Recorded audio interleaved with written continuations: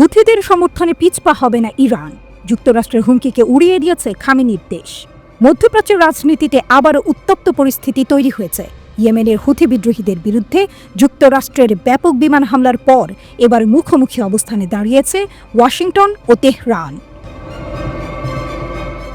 মার্কিন president Donald Trump হুথিদের সমর্থন বন্ধ করতে ইরানকে হুমকি দিয়েছেন।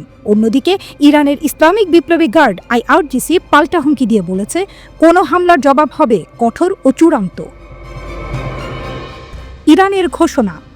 ইরানের পররাষ্ট্রনীতি কী হবে সে ব্যাপারে যুক্তরাষ্ট্র নির্দেশ দিতে পারে না, যদিও হুথিদের সমর্থন দেওয়ার কথা স্বীকার করেনি ইরান। ইয়েমেনে যুক্তরাষ্ট্রের হামলায় হুথি বিদ্রোহীদের একাধিক নেতা নিহত হয়েছেন বলে জানিয়েছে হোয়াইট হাউস।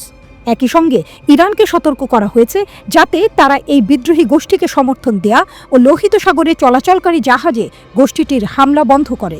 মার্কিন জাতীয় নিরাপত্তা উপদেষ্টা মাইকেল ওয়ালটজ ফক্স নিউজকে দেওয়া সাক্ষাৎকারে তিনি বলেন, আমরা তাদের বিরুদ্ধে ব্যাপক শক্তি প্রয়োগ করেছি এবং ইরানকে স্পষ্ট বার্তা দিয়েছি।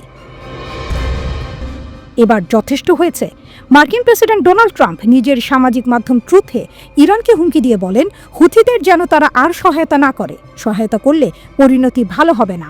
ট্রাম্পের ওই হুমকির জবাবে পাল্টা হুমকি দিয়েছে ইরানের চৌকস বাহিনী ইসলামিক বিপ্লবী গার্ড IRGC। বাহিনীর প্রধান হোসেন সালামি বলেছেন, ইরানের ওপর যদি কোনো হামলা হয় তাহলে কঠোর ও তাৎক্ষণিক জবাব দেওয়া হবে। তিনি বলেন, ইরান যুদ্ধ শুরু করবে না, কিন্তু যদি কোনো হুমকি দেয় তারা যথাযথ কঠোর ও চূড়ান্ত জবাব দেবে।